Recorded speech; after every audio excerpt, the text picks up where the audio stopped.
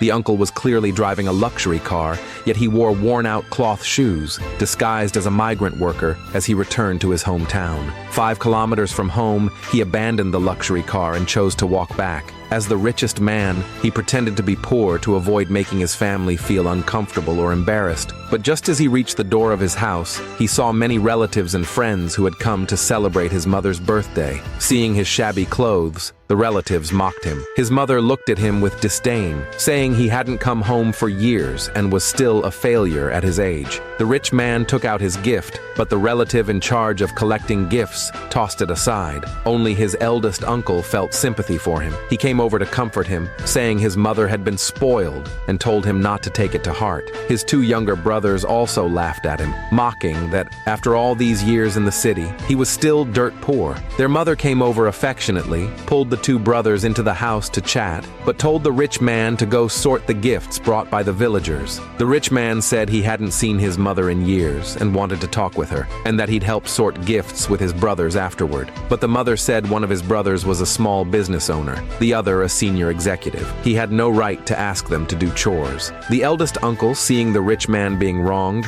brought over a box of ginseng and told him that since his mother cared so much about appearances, giving her this would make her happy. Unexpectedly, one of the brothers saw this. He snatched the ginseng away and publicly announced that the rich man was so poor he couldn't afford a gift, and tried to pass off his uncle's gift as his own. The mother also came over to scold the rich man, saying all he ever did was embarrass the family. The rich man was heartbroken, saying he didn't expect his mother to see him that way. He said he had never brought shame to the family, and that the gift he brought this time was premium-grade ginseng. He picked up the plastic bag containing the ginseng, opened it, and took out a small root of ginseng. The relatives burst into laughter, saying it looked like some wild weed he picked up off the roadside. The mother slapped him across the face, saying he tried to fool her by pretending wild weeds were ginseng. The rich man told his mother that although this ginseng looked ordinary, it was extremely valuable. It was developed by his 3rd daughter herself. He added that his 3 daughters would also be